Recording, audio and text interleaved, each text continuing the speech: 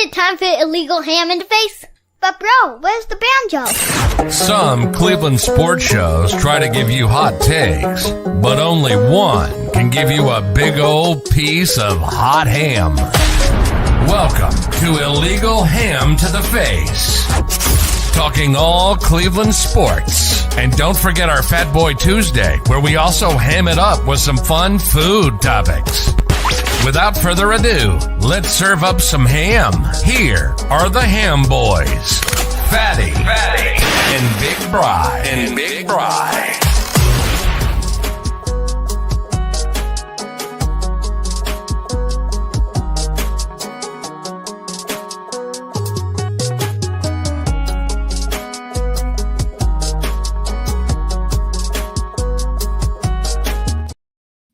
What's going on, everybody? Welcome on into the Legal Ham to the Face Thanksgiving special. Get a little extra slice of ham here on a Monday, Bri. Normally not good for us, but tonight it's got to be good for us because we are traveling for the holidays. So thank you for joining in. Got the boys from the Lyman Lounge in here, said extra ham. Let's go. Here we go. Hey, What's up, at fellas? least we get to talk about a victory tonight, Bri. I mean, that's a bonus for us. Made the whole show. I probably wouldn't want to do the show if we didn't win. And Justin is here. What's going on, Justin? It's his favorite time of the year, too. Loves his turkey day. He had his turkey hat on earlier. So, Nice. God, it's just this time of year. There's something about it, Bri. It's football. Sneaks up on you every year. It's like, I know. crap. All of a sudden, it was fall. We were doing leaves of 70 degrees. And now it's Thanksgiving. And, yeah, it's just wild how quickly it comes. All right, so welcome on into Illegal Ham to the Face. We are brought to you by Hero Keel and Lake Erie APA, also City Dogs Cleveland. Tonight we're going to be talking about a Browns win over the Steelers. We're going to be talking Cavs. We're going to be talking all and everything Thanksgiving for Fat Boy. Maybe Fat Boy Monday now. And we'll do our top 3 things that we love about Thanksgiving, whether it be traditions, food, things about Thanksgiving. So we'll do that. We do have to admit we cannot do the Illegal Ham fantasy football update tonight because it is on a Monday and we still have players being played tonight. So we'll catch everybody up next week when we come back. We also want to wish everybody safe travels for wherever you're going for Thanksgiving. A great holiday. Happy Thanksgiving. Watch some football because it's going to be on all weekend. Bri, we got Lions and Bears. It's going to be a great game. Cowboys, Giants. Not so much. That's probably when I'll be taking my nap. And then we have, the game. Saturday, noon. High State, Michigan. In the shoe. It's going to be a fun one. So, Ohio State, Michigan, Saturday. Cavs, Celtics, Sunday. Browns, primetime, Monday. Sounds pretty awesome to me. Sounds great to me, right? Yeah, right. What a treat. I just hope the game's a game on Saturday. You probably don't, though. I don't want anywhere near a game on Saturday, but I want nothing to do with a game on Saturday. I want it to be 3 touchdowns and just cruise Saturday. I don't want any kind of fluke, anything crap happening, because guess what? If he loses again to Michigan this year with this team, Bri. Woo. You want to talk about rumors circling? That will be probably one of the hottest seats here in Ohio, period. Can't even say it was Stefanski's seat. Well, and for the first time in probably Ryan Day's tenure, he's going to be the better coach in the game. And it's probably not up for debate, really. I don't think, until Sherrone Moore proves himself a little more. The coaching advantage is Buckeyes. A lot of people are ranked higher than Michigan this year. They're just. Oh, they went all in last year and it paid off. They're in a rebuild. Yeah, they're in a rebuild. You heard the big news on Thursday. My Thursday started off with a bang before the Browns game. Must be nice to have that Dave Portnoy money. Just, throwing it out there, getting. This is the tip of the iceberg. We'll look back in 10 years and say, really, we're making a big deal about a high school kid getting $10 million? Like, kids will get $10 million a year. This is just, I mean, we make a big deal about Ohio State having the highest paid roster at like 20 million or something around there. That's going to be chump change in 10 years. 20 million will be what Illinois spends in NIL money. Jeez. It's a Oh, it's just slippery going to slope we're on be already. crazy. Oh, it's going to be crazy. Yeah. All right, Brian. Well, let's get into our show, buddy. We'll dive into Ohio State, Michigan here a little bit later. Brian, do you have any shout outs this week, my brother? Nope, no shout outs for me, sir. The only shout out I got a couple of them. I got Harold. We had a 9-ball Scotch doubles tournament that I was in this weekend. Made it all the way to the finals. I ended up losing in the finals. Me and my partner JT shot well all the way through. Brian just kind of got just bad rolls, bad beats. It happens, but I want to shout out Harold for having it was a straight to Vegas tournament, Brian. So you win it, you're straight to Vegas. So biggest trip was going to be in April. But it was a great tournament. Everybody had fun. First tournament I have played, and not gonna lie, it's been a while since I've actually played in a tournament. So it was quite fun. Glad to be back out there on the circuit a little bit and throw my name in the hat on some things. So I want to thank those guys for a great weekend and having a good time. Other than that, Bri, I got no more shout outs. We got Thanksgiving coming up. Then just shout out to everybody traveling, families, flying out. Just enjoy it. Enjoy your time at Thanksgiving. Enjoy your family. Even if you aren't going to family, if you're doing it at home by yourself, just enjoy Thanksgiving. It's a great time. It's a great time for food and just relax with family, relax with friends. You know, a lot of Friendsgivings are going on right now. Just enjoy it. Just enjoy every minute of it because you never know when good Lord is going to take it away from you, Bri. And that's the way we got to live life from here on out is just enjoy every little bit you get because never know what tomorrow will bring. So have fun, everybody, and safe travels, please, especially with the weather that's coming. Ugh, snow, Bri. Wasn't looking forward to it. Oh, this weekend they're calling for snow? Yep. The Lake Erie Snow Machine is going to be kicking back up again on Thursday night into Friday. So, no good. No bueno. And hey, guess what? It's my snow weekend, of course. Oh, you're going to be out of town. No, you coming back? Yeah, it's a short trip. We're leaving tomorrow, coming back on late Thursday night. And then I'll be back into work on Friday. So, because Hope has to work Friday too. So we're kind of handcuffed on that one. I see. Right. Craig is in here. Craig, thank you for joining tonight. All right. So, Brian, with that being said, we do a trivia. We do it every week. This week, it is your week for trivia, which is brought to you by City Dogs Cleveland. Let me bring up our boy. He is still there. We have another hopeful that we have got to get out of the kennel is Ashlyn. Right there he is, 2-year-old, 50-pound puppy. Go get him out of there, please. He needs a home. And like we said, if you cannot adopt, please volunteer, donate, whatever you guys can do to help out City Dogs Cleveland. Also, on a side note, December 15th, I believe that's the Kansas City Chiefs game. Correct, Brian? I will be there. Mac for Mutts, West 3rd and Summit. Tailgate, $25. Get you in, get you beer, get you some mac and cheese. So head out to West 3rd and Summit, right underneath the bridge. Brian, you know exactly where it's at, right there on the corner underneath the bridge. Mm-hmm. At the door, they're taking donations now. $25 donations up front, 30 at the gate. When you get there, proceeds go straight to City Dogs Cleveland, and they are making some killer mac and cheese that I've already heard about already. Right? Dare I say a smoked brisket mac and cheese? Doesn't sound bad.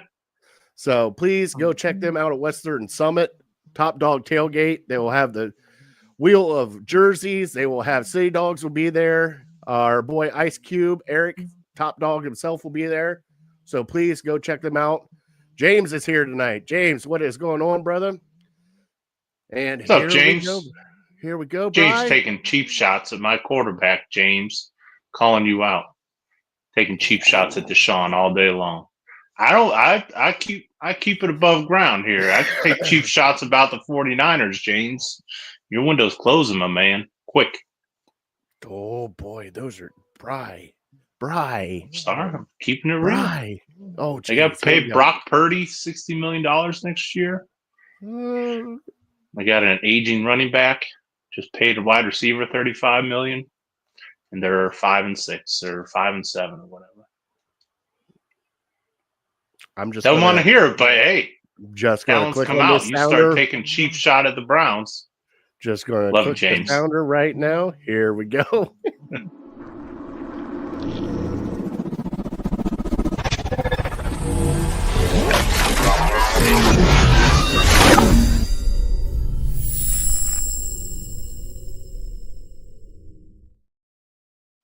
He hasn't fired back yet, so I'll wait for a second. No, that's good. It's all He good. said, bring it on. We were injuries like crazy this year, and yes, he deserves money so far. Here we go. Hey, that's what your windows is closed. Your window is closed, my man. Sorry.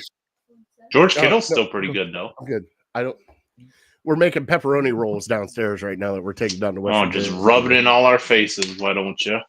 And hey, he brought up a plate. He even put the Italian seasoning on the top of it and everything. And I don't want to see it.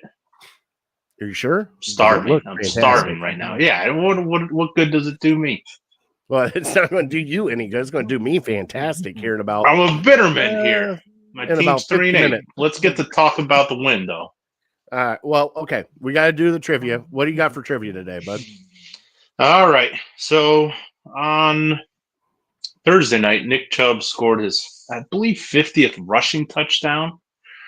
And he joined two other Browns greats to accomplish that feat. So, two-part question. Name the other two running backs, which I think is pretty gettable. Mm-hmm. And then, who was the Browns starting running back before Nick Chubb? Oh, okay. All right. That's a fun one. Mm-hmm. I had to go back and think a little bit because it's been a while. We've been blessed with some great running back play for several years now. All right. I like that one. Bri, thank you. And now, okay. Nope. I got it. Got it locked in. It's locked in, Bri. We're going to go. We'll answer here at the end of the show. But now that Chris is here, I saw the Hey Fellas come up, Bri. It's time to bump the music, buddy.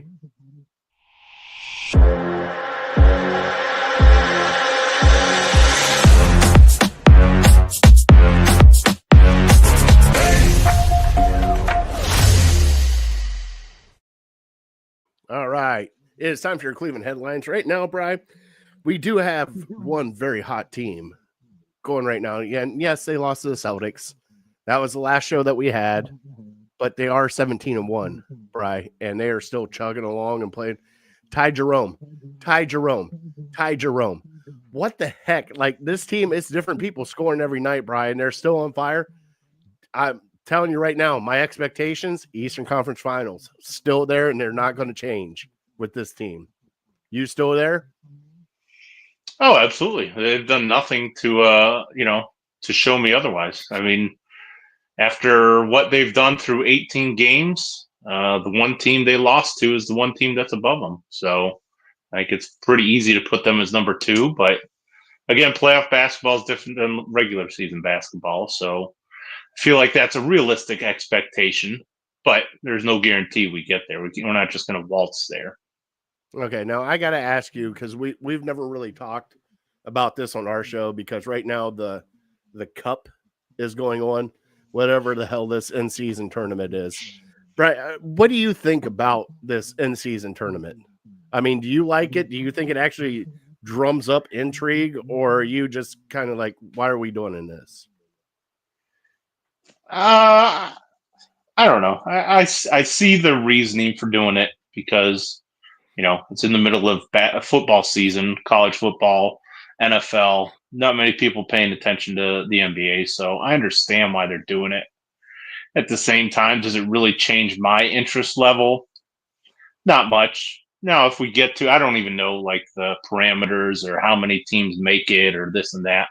If the Cavs are in the Final Four or something, or playing in the final game to win it, yes, I'm gonna watch it, and I'll tell you.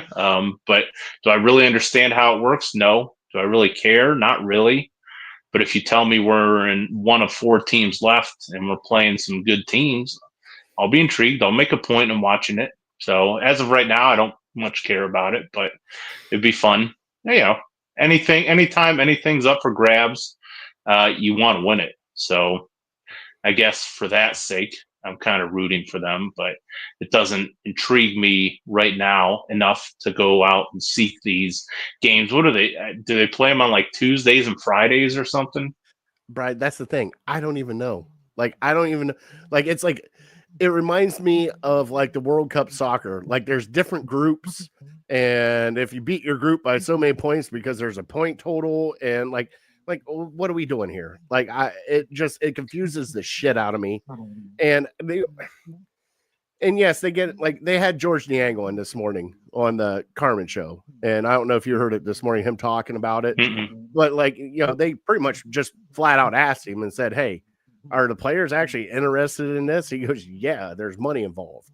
Sure, when you got I understand. $500,000 involved, and I get that. But like Brian, for me, if you are, I think they need to add to the stakes besides the money. Like if you win the in-season tournament, you're guaranteed locked into the playoffs. Now you're not going to get a first round bye, but you're locked into the playoffs. Like something of that nature to give the actual teams incentive to play, because even if you have a horrible season, let's just say I'm not even going to bring up the Bulls. Let's find a perennial New Orleans Pelicans. Let's just throw the Lakers last year. The Lakers won the in-season tournament, and I believe they were a play-in team, so they just barely made it into the playoffs. Yeah, but just something of that incentive. Like you'll be past the play-in team, like you're in the playoffs, but you're like the very last seed in the playoffs. Like the number 6 seed or whatever the hell it is. Yeah, I mean, for me, frankly put, it's just if I hear, oh, the Cavs are playing Charlotte, and I'm like, I'm not going to watch that. Oh, but it's a cup game. Nah, still not going to watch it. Like it doesn't change my interest one bit. I'm not like running to my TV like, oh, they're playing the Raptors. It should be a blowout, but it's a cup game, so we got to win by as many points as we possibly can. No, it still doesn't matter to me. But like I said, in the end, will I be more inclined to watch if we're in the final or the semifinal? Yeah, but up until that point, it doesn't matter to me. Yeah, so they come back Wednesday night. They have a game against the Hawks, and then let's see, Celtics on Sunday. Or no, Hawks. Oh, they got back to back. So they got Wednesday at the Hawks. Hawks come here Wednesday. We're there Friday, and then the Celtics on Sunday, and then the Wizards on Tuesday. So we got 2 cup group stages coming up with the Hawks and the Wizards. But that, I'm telling you what, that Sunday, 6:00, that's going to be a fun game to watch again. And Celtics are coming here. Mm-hmm. Love to see what happens. It's going to be a good game, I think. Yeah, we'll just hope we can stay relatively healthy. All the guys we were missing for that game last week that we were kind of watching as it was going on. But for us to be that close with those guys and the Celtics just shooting the lights out, it gives you hope. It also gives you some concern with Darius Garland once again. Hey, we need you to step up. This is a really difficult team. We need you to be on your A game, and he brings D- game. And it's easy for people to say, well, he just had one bad game, no big deal. Yeah, well, he seems to have a lot of those one bad games when we really need him against very difficult teams.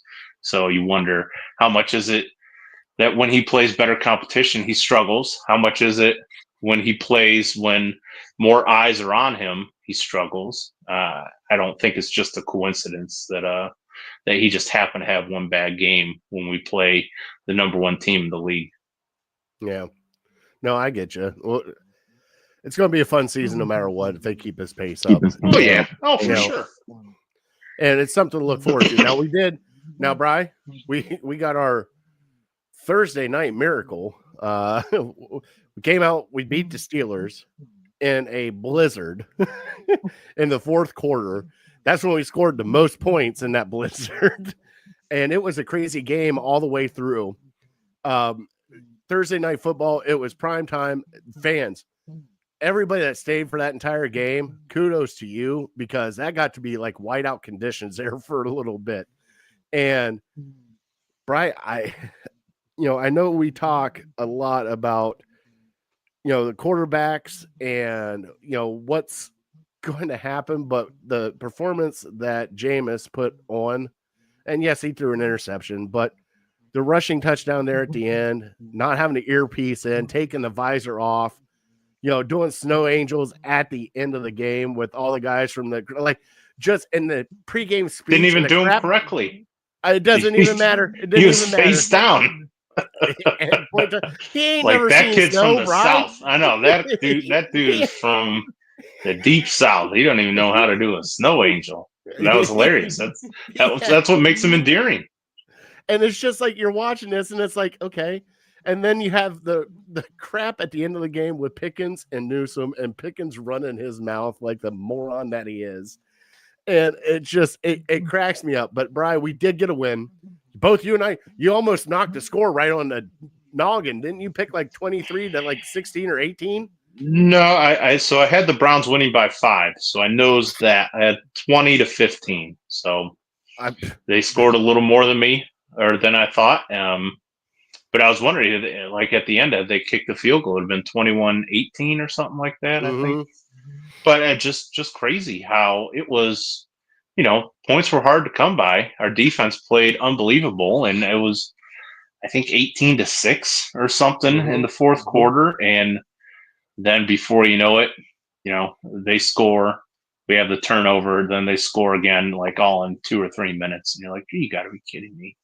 Like my wife had gone to bed. She's like, oh, yeah, this game's in hand. And I'm like, I've seen way too many Browns games to start counting my chickens now. And so sure enough, yeah, before you know it, we're losing. And it's not too hard to think back to the last time that we were in a fourth quarter and a brawl and the game was neck and neck and we just absolutely peed down our leg and we got blown out. So, those thoughts start creeping back into your mind. And Jameis had the turnover, the fumble, and then he had the interception. And you're like, oh, you got to be kidding me. And, so at that point, I was like, I know some Browns fans left, and if I was there, who knows what I would have done. But I laid on the couch. I started to calm down a little bit. I'm like, all right, this is it. This is just a slow death. I've seen this before.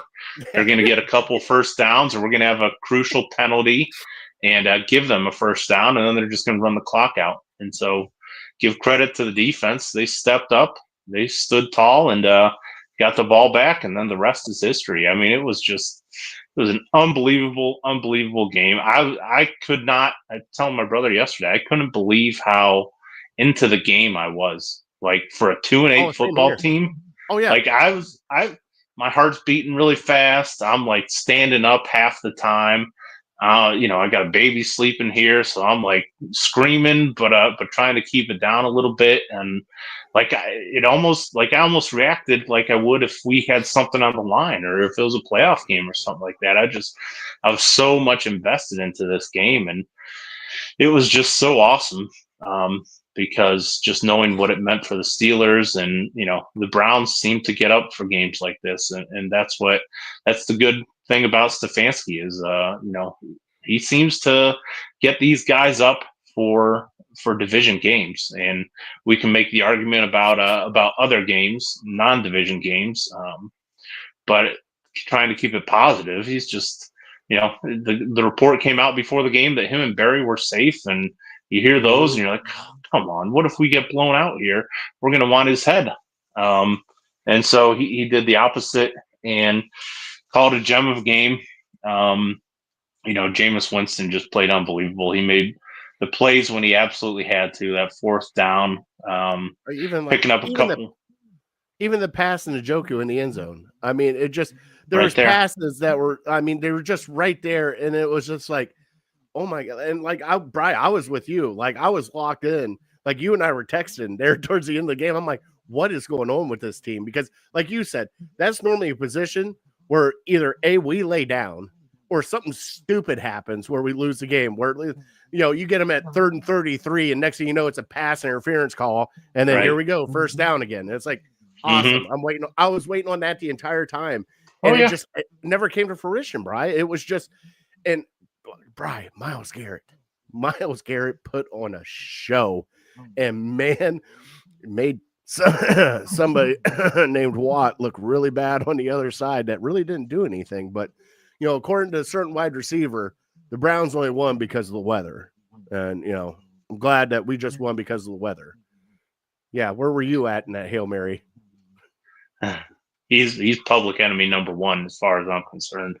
If you're looking for a Steeler to hate now that Roethlisberger's not there, Russell Wilson's kind of nerdy. T.J. Watt, you don't like him because you think he's maybe a little bit overrated. But personally, I don't really have anything against the guy. But George Pickens, yeah, he's a man child. He has a man's body, but he is a child, and he's just throwing temper tantrums. I saw a video today about when Delpit pulled off his mouth guard and threw it on the ground, and he got flagged for it.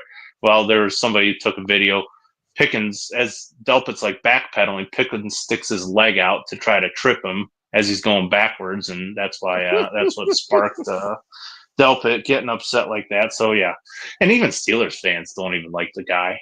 They put up with him because he's very talented, and once in a while he can put his ego aside and his antics aside and make some plays. But yeah, he's like a poor man's Antonio Brown. Really, he doesn't have the production there, but the attitude is absolutely there. So just the fact to beat him and to have him blame everything but his play is just music to your ears. It's like this guy just doesn't get it. He's a child.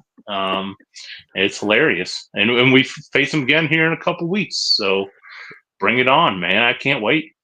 I just love the fact that he's sitting there crying about, we only won because of the weather. And where were you at on that Hail Mary? Oh, wait, you were up against the wall fighting Greg Newsome, nowhere near the play because you're an idiot. Like, God, Bri. Like, I'm just sitting there laughing. I'm like, what is this guy doing?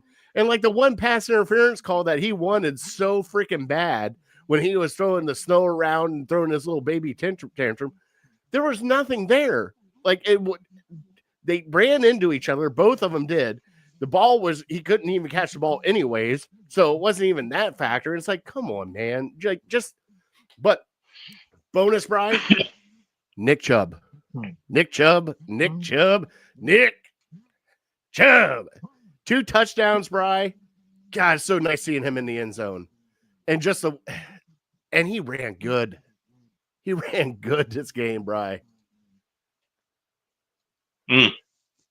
Well, yeah, you love seeing it. I mean, it still's not the Nick Chubb we're used to. I think his yards per carry was still down pretty low, maybe in the 3s or something like that. So he's still not quite there. But yeah, just to get those hard-nosed yards at the goal line, 4th and 1, picking up a bunch. It was awesome. And we're probably not going to do players of the game because we haven't really done a whole lot this year because frankly there haven't been many cases when it was warranted. But a couple guys to shout out are, you mentioned Myles Garrett had a huge game and TJ Watt did not. Well, there's a reason TJ Watt did not. That's because Jack Conklin shut him down, and he's so underrated. He's so underappreciated. Everyone just wants to paint the narrative that he's just never healthy, and he's struggled with injuries lately. But when he's been on the field, he's not no Jed Wills here. He's not like a guy who's just giving us half effort and only performing, slightly below what he's capable of. This guy, he's dealing with injuries. He's probably pretty sore, pretty banged up. He's getting up there in age for a football player, and he just went out there and he handled his business and shut down what a lot of people think is the premier pass rusher in the NFL. So yeah, hopefully he can keep it up. And I keep reminding people, last time he was healthy for a full year, he was an All-Pro. He was the best right tackle in the game, and so we just we don't appreciate him enough. So let me give him a shout out. The other shout out is Jerry Jeudy, just making some unbelievable catches. And none of these guys have really played in conditions like that. But yeah, for a kid from the South who went to Alabama, who's been struggling with injuries, to play in a blizzard and to make plays when it absolutely mattered. He's really come alive with Jameis, and maybe they just found some connection, and it's just unspoken bond between the two of them because he always seems to know where to put it and Judy seems to come up with it. So yeah, it's been a treat watching him. Yes. And like I'll go defensive side. Grant Delpit had one heck of a game, just everywhere. And just to have that guy and there's one guy that we haven't talked about in a while, and I don't know what's going on because I haven't heard any news on him. Brian, we're still missing JOK. And I know it's probably been what, 3 weeks now, it feels like, since he got injured. Well, they placed him on the IR, so he's out for 4 weeks, like no questions asked. Yeah. So I don't know when he's eligible to come back, but yeah, I haven't heard anything about him like being close to him back. And they've asked Stefanski about it, and he doesn't give you a whole lot. So no, he never does. Who knows? I mean, there's people that believe it might be career threatening. So that's scary stuff when you're talking about a neck injury. That's definitely scary stuff, and yeah, just it worries me because Brian, it's such a great player, and when you think of it, just especially neck injuries like that, you don't want to take any chances. I mean, I know he's still moving stuff around, so I know clearly he's not completely horrible, but when I think of a linebacker and neck injuries, I think Spielman, and that's just sure, man, that just hits hard. It hits hard because just don't want that to happen to him, Brian. I don't want his career to be over on something of that nature. You know what I mean? Yeah, and I think the Browns obviously are aware of that, so they're going to use precaution. Let's be honest, they're not playing for anything this year, so if it would be dangerous at all to his career to put him back out there, I don't think they're going to do it. So why not hold him out for the entire year and give him 10 months to recover from this? And I think as a Browns fan, if you tell me that he'll be close to 100% come the start of next season, I'm fine with that. I don't need to see him anymore this year. We know what he is. We made a pretty big investment in him this offseason, so you got to protect that investment. Exactly. And you've already made the investment. You know what he is. It's kind of like everybody was kind of like Myles Garrett isn't playing in the preseason. We already know what Myles Garrett is. All right, we're good. We're good with that. We already know what Denzel is. We're good with that. Like it's the guys that you're good with. It's the guys that you have question marks about that need to play and get that time in. Brian, we do have the Denver Broncos coming up Monday night game. Now we are at Mile High. Correct? Or is Denver here? So we're at Mile High against Bo Nix and Sean Payton and a surprising Denver team that we didn't think was going to be where they're at right now. I thought they were going to be hot garbage. Brian, they're not looking too horrible. I mean, they're not great, but they're not bad. What are you expecting going into Mile High? And especially, thank God we got the extra time. So this is kind of like our mini bye right here. We got the extra time. We're not playing Sunday. We're playing next Monday. Got this extra time, get everybody kind of healed up, back on the same page. What do you think is going to happen on Monday night, prime time, there in Denver? It's going to be tough. It's going to be a dogfight. The Browns historically, as we know, have had issues playing in Denver, as a lot of teams probably have with the altitude. But it's just one more thing for you to have to deal with.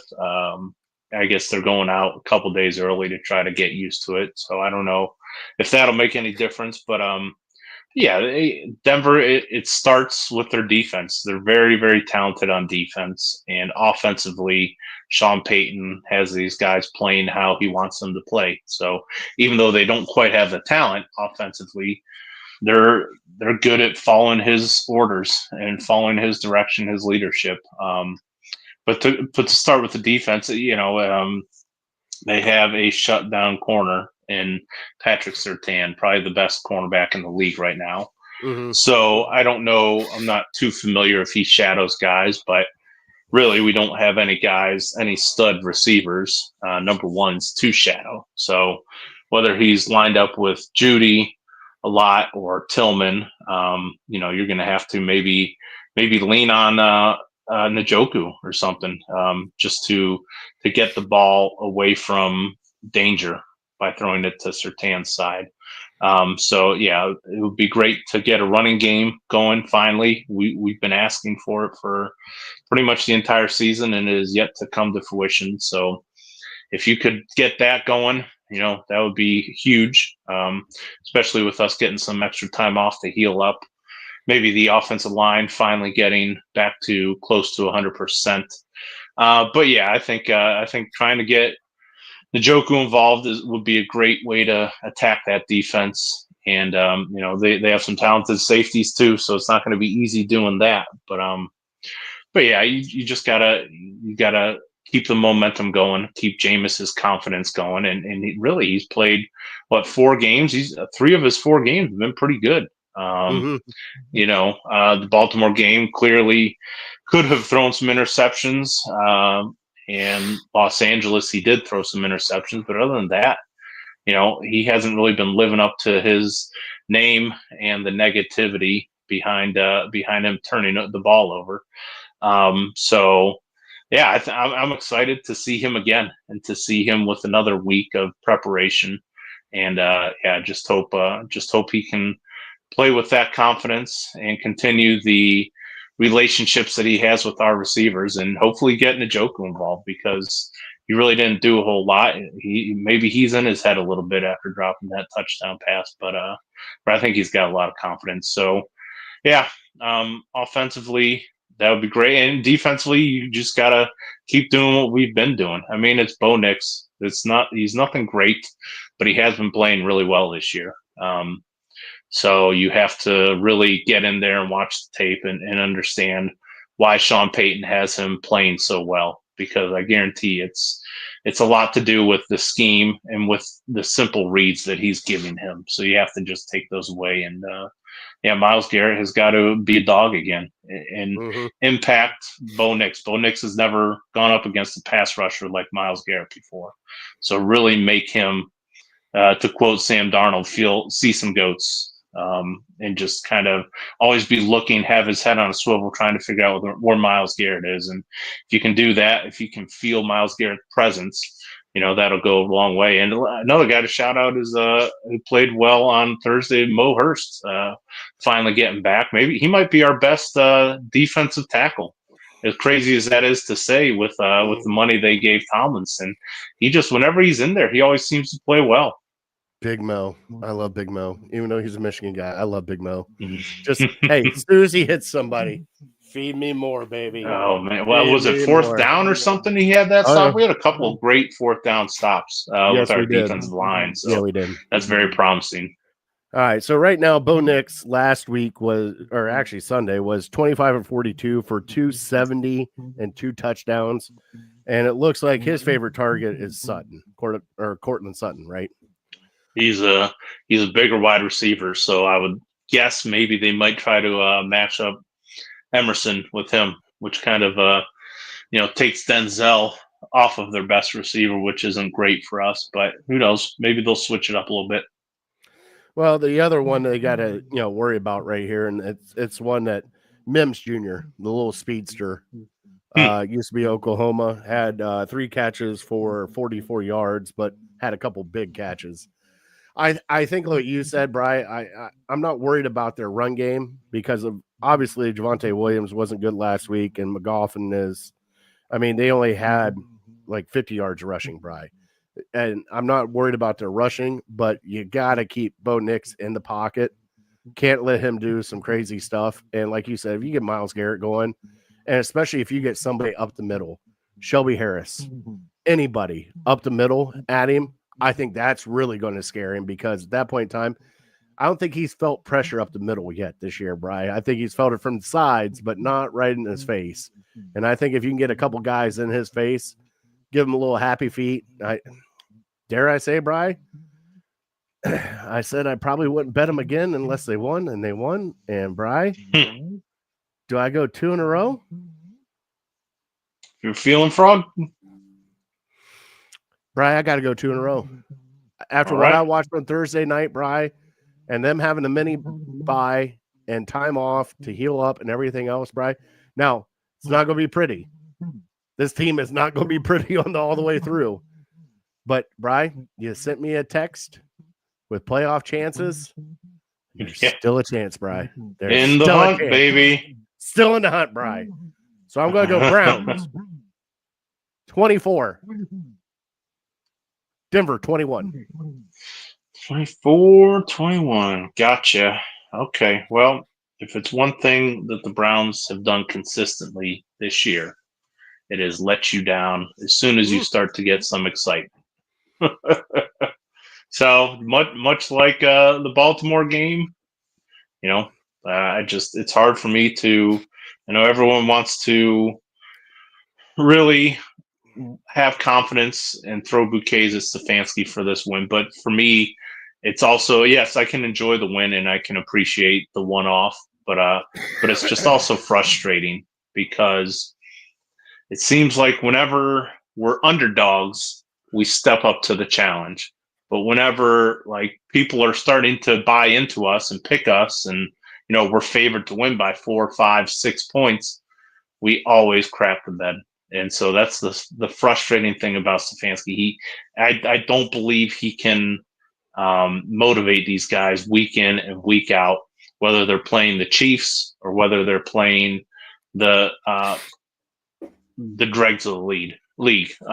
So it's frustrating for me. I think they're going to be feeling themselves a little bit after their big win last week, and Denver, like I said, is playing for something, playing for a playoff position. So I'll go Denver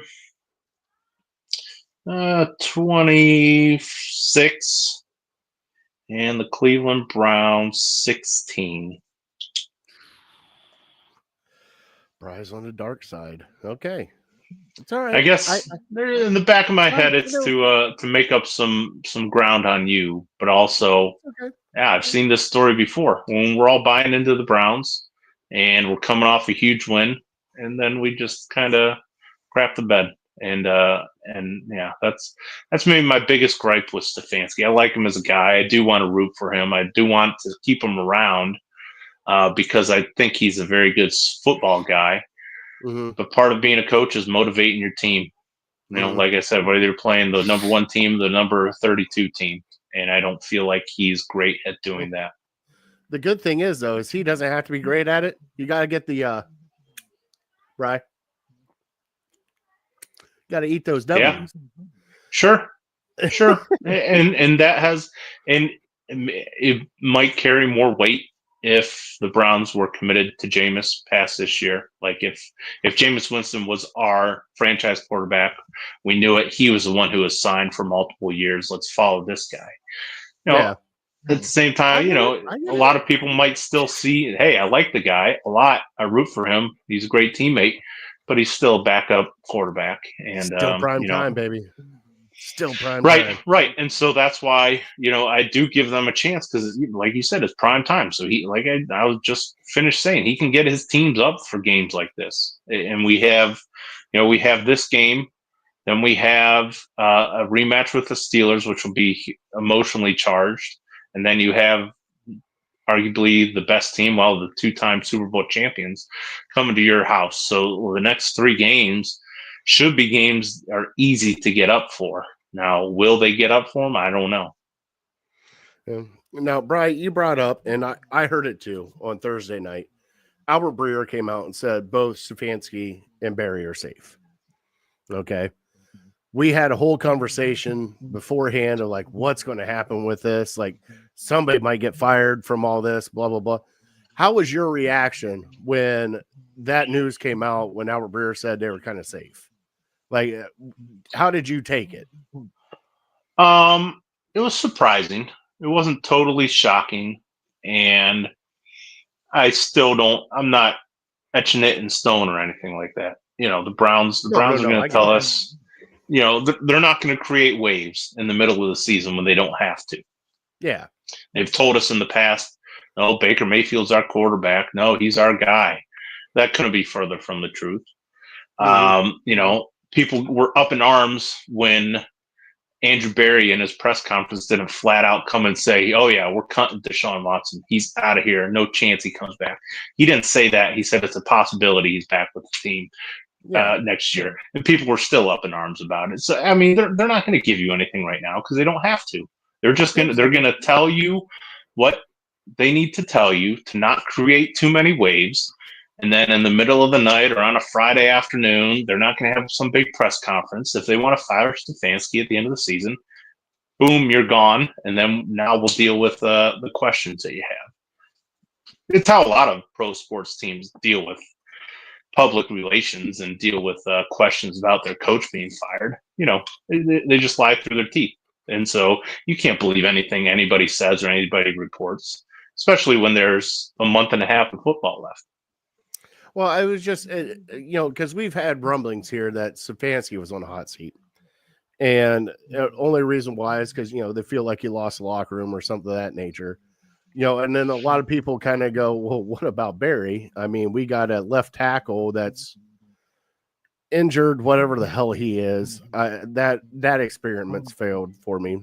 Also, it seems like Andrew Barry was the one that pushed ownership into Deshaun Watson. And away from Baker Mayfield. There's another one. Multiple misses in the draft with wide receivers and other things. Like it just seemed to me like, is this the direction we want to go? And you wonder about the stability in the front office because they say they're a cohesive unit, Bri. But when you have a team that with Joe Flacco went to the playoffs, and next thing you know, the whole offensive side is getting fired. It's like, okay, what's going on here? Like, why is this happening? Why is this whole offensive side getting fired when you just made the playoffs? Like, there's so many questions that we don't have right now or answers to that just kind of like you look at it and you go, what's really going on? Like, why? And you can say, well, it's because, it's a mobile quarterback. It's, we're doing it for Deshaun. If you're a quarterback, you should be able to play in any system. It doesn't matter what system. I know some systems fit better for other quarterbacks, but it wasn't like Stefanski's system was hard to do, obviously, because Tyrod Taylor, Joe Flacco, Jacoby Brissett. Do I dare keep going through all the other quarterbacks that we've had here that have run Kevin Stefanski's system and had success doing it, but Deshaun Watson couldn't. So those are why. And that's why I was kind of like, I was shocked not to hear the whole, like, well, we're going to discuss this at the end of the year. I was shocked to hear that, yeah, everybody's safe right now. Well, Deshaun Watson did better in Kevin Stefanski's system than he did in the system this year. Far better. Yeah. So I mean, they tried something. Again, it was a risk. They tried it, and it couldn't have worked out any worse for them. But I will say, I don't think ownership wants to fire Stefanski. Now, will they have a choice? They might be at the end of the season, be like, "Hey, we really like this guy. We want to keep him." But this season was just an absolute failure, and I don't think he's going to take us to the promised land. Now, I will also say, based on Andrew Barry's press conference a couple weeks ago, the way he spoke so glowingly about Stefanski, I don't believe Andrew Barry would fire Kevin Stefanski. Like, I think if either one of them is going to go, it's going to be Barry, and Stefanski will be kept. I don't think Barry would fire Stefanski and then stick around to hire somebody else. So if Stefanski's gone, Barry's gone. And that's what, people got to remember. Stefanski was hired before Barry. It's very, very uncommon that a head coach is hired before a general manager is named, and we did it. So just keep that in mind, folks. Like, that's kind of, that was like, we even talked about on our show, right? Like, what are they doing? So they hired a head coach, but they don't have a GM. And normally it's a GM coming in and hiring his own head coach to bring the stability. We did it kind of backwards. Well, I think the answer to that would be Deep Podesta hired his guy, hired the coach he wanted. We interviewed Stefanski the year before when we hired Freddie Kitchens, and Stefanski was Deep Podesta's guy.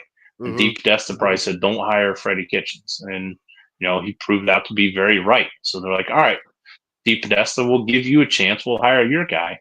So they hired his guy, and now, call Andrew Berry what you want to call him. I guess he's in the general manager's role, but is he really making the calls? Is he is he drafting the players, or is he a general manager that oversees everything? I don't know, because it seems like Di Podesta might be the guy who's making the big calls. And that is the $70 million question: is what does Paul Di Podesta do with the Cleveland Browns? And yet, Bry, in his tenure here, it's been 8 years since he's been here, it feels like, and we still don't fucking know what he does. Still don't know what he does. We know what everybody else does, but not that guy. Don't know what that guy does. Ugh.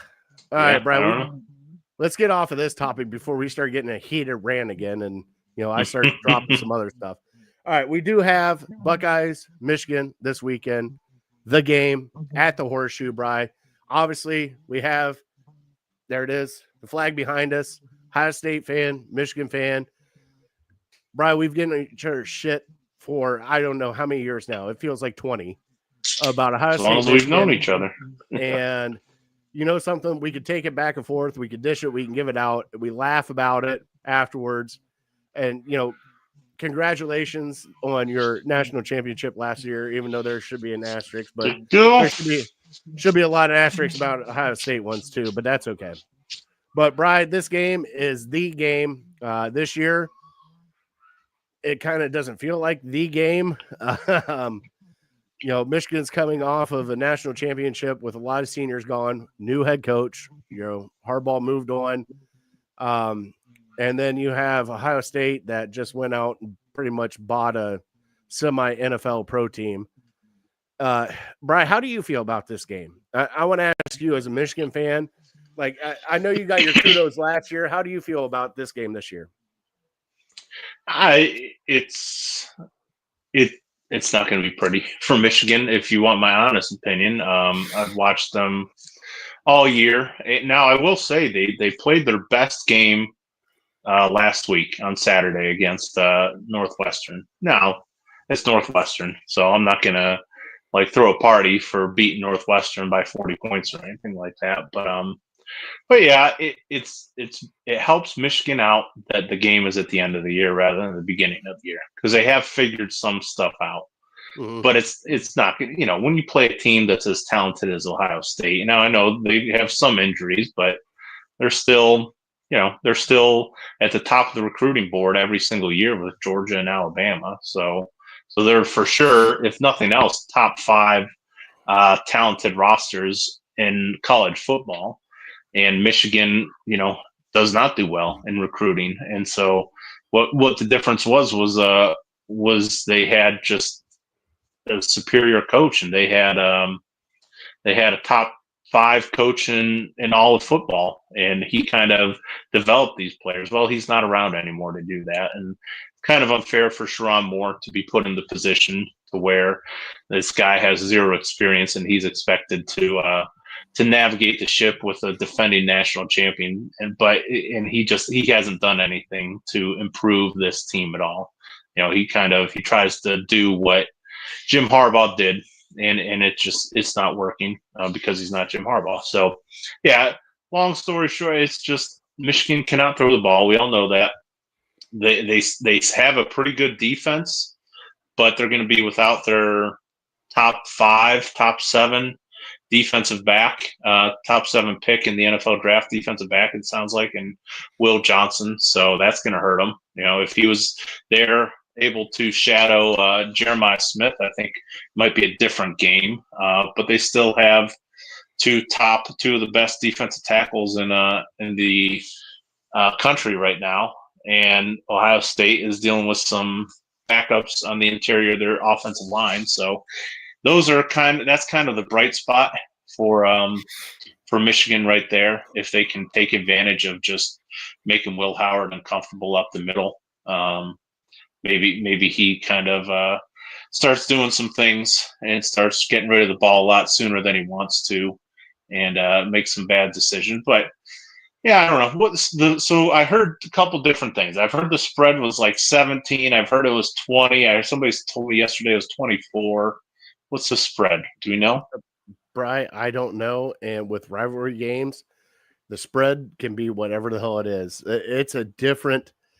We've watched games that the spreads have been 35, and next thing you know, it's a rivalry game. It's Alabama LSU or whatever the hell it is. Next thing you know, it's a 3-point game, and I don't trust spreads, especially during rivalry games, because it doesn't matter. It's a different animal. It's a different intensity.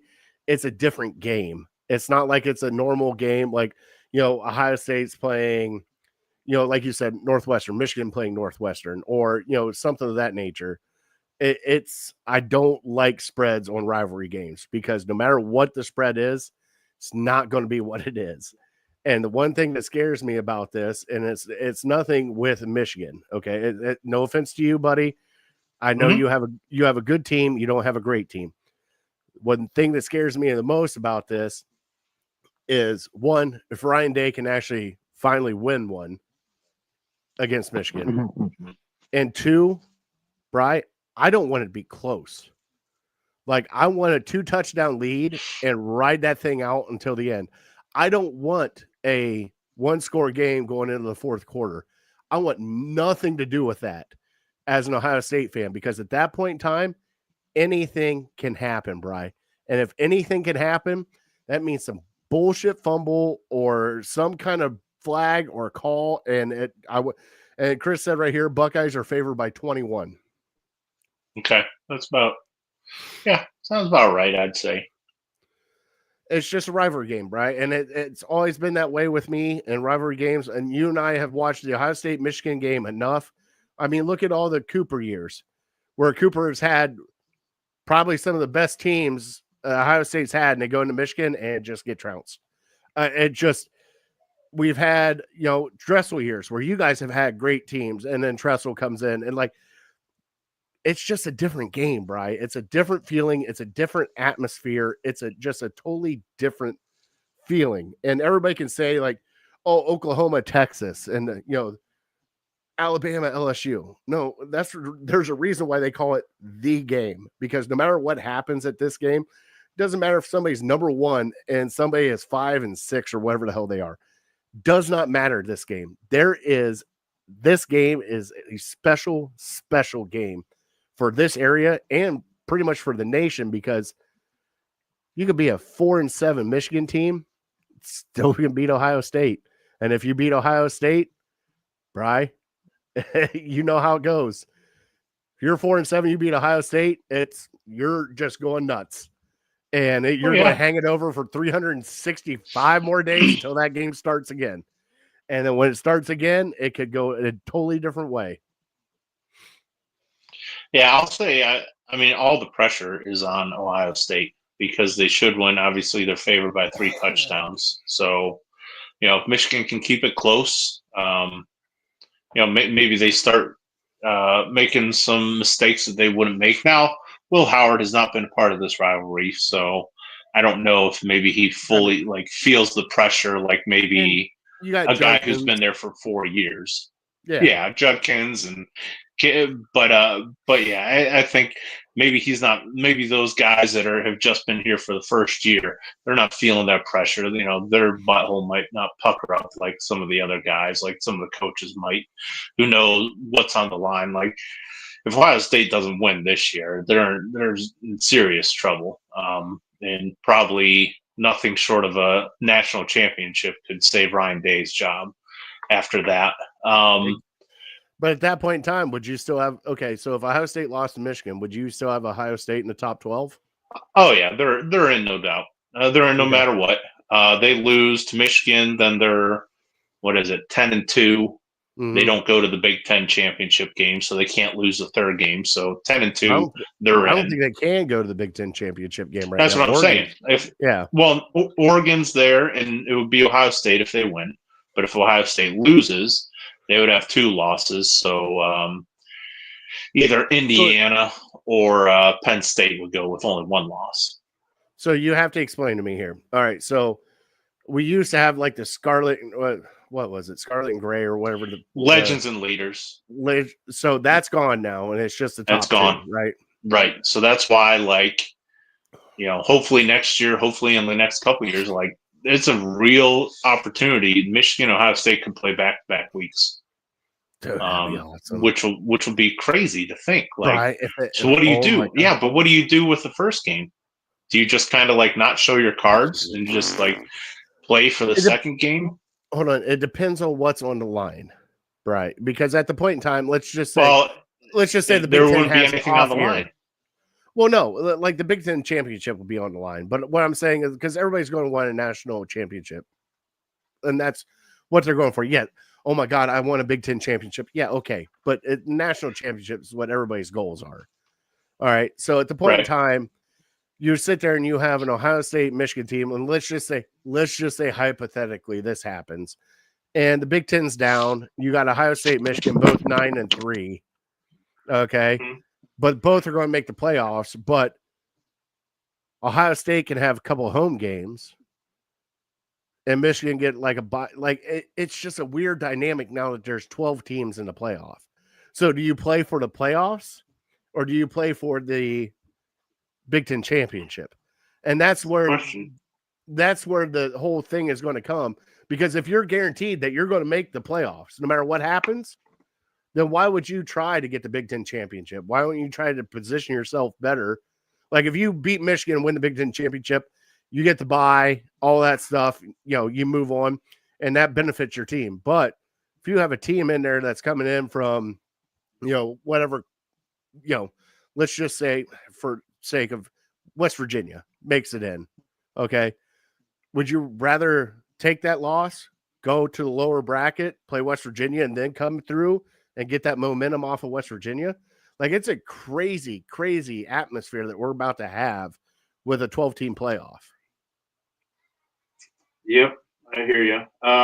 We might have to move on. I'm running low here. Oh no, you're fine. I'm not trying to. You want to do trivia now? Let's do trivia now. All right, get out of the way. Just brought to you by City Dogs Cleveland. What do you got for trivia? So Nick Chubb trivia. He's the third running back in Browns history to rush for 50 touchdowns. Give me the other two. So I'm going to go Jim Brown. Yep. Why does I get the feeling it's a Pruitt? Not a Pruitt. Nope. It's not a Pruitt. Biner? Mm-mm. Oh. I believe he's in the Hall of Fame. Yeah, I know. Oh, my God. I can't think of his name now. Older running back. Mary Motley? Yes. Not Mary Motley. Really? Okay. Now I really don't know. Leroy Kelly. Oh, my God. Didn't he play for the Bills? That I don't know. This is going back to 60s, 70s. So the other one was, who was a starting running back before Nick Chubb for the Browns? It was an Ohio State running back. Yep. Was it Carlos Hyde? It was Carlos Hyde. Yeah. Remember, he was a starter for maybe 4 to 5 games. Then they traded him. Once they realized what they had with Nick Chubb, they traded Carlos Hyde. Before your phone dies, Bri, I want you to take a look at this. Bri, look deep into this camera. Can't see. Oh, there it is. Oh, I'm going to get into that later. That looks good. All right, let's quickly go through Thanksgiving. All right, let me. How bad's your percentage here, brother? 7%, but after 5. And now it's time for Fat Boy Tuesday. 5 minutes at most.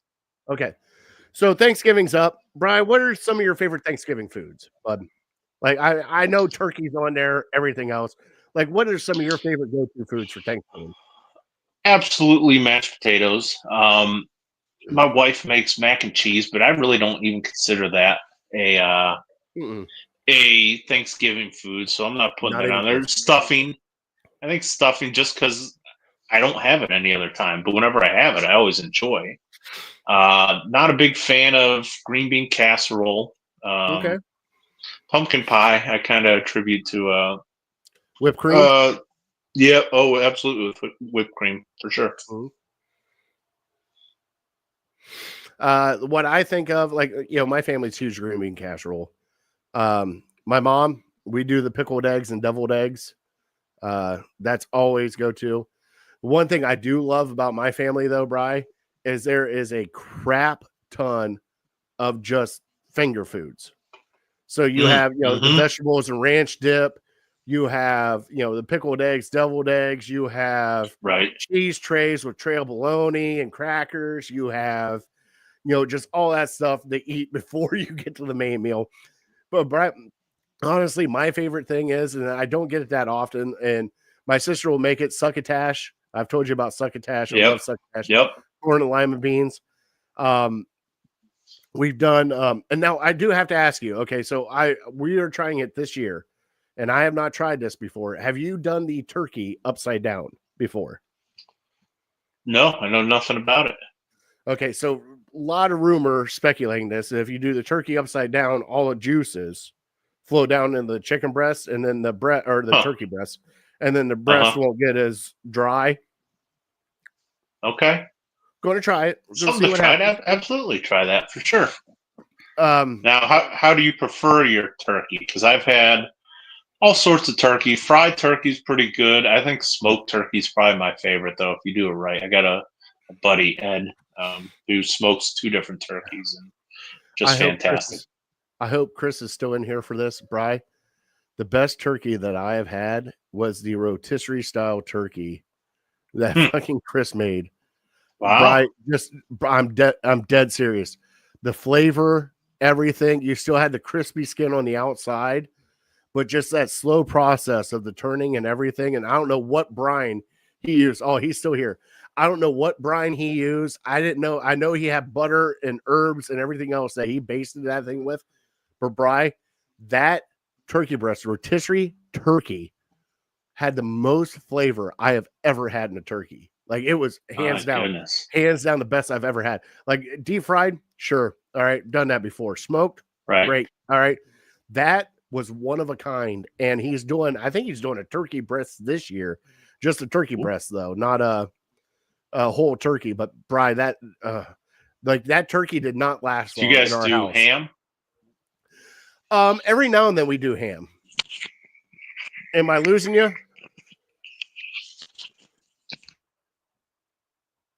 And I believe I've lost Bri. So, yeah, every now and then we do ham. But, yeah, for us here in our house, it's deviled eggs. And also, Thanksgiving is just a time to be with family. Like, for us, always play cards. There's always games in between. Always do the dishes afterwards. The whole family comes in, cleans up, does dishes, and then we just start playing games.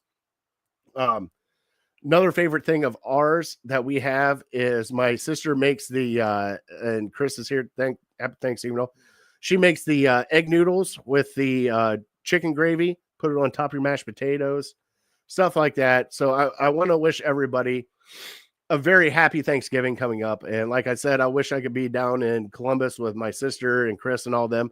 We were going down to West Virginia, doing a West Virginia Thanksgiving, and I can't wait to see Jonna, Sissy, Daddy, everybody down in West Virginia. We're super looking forward to it. We already got the turkey thawing out right now.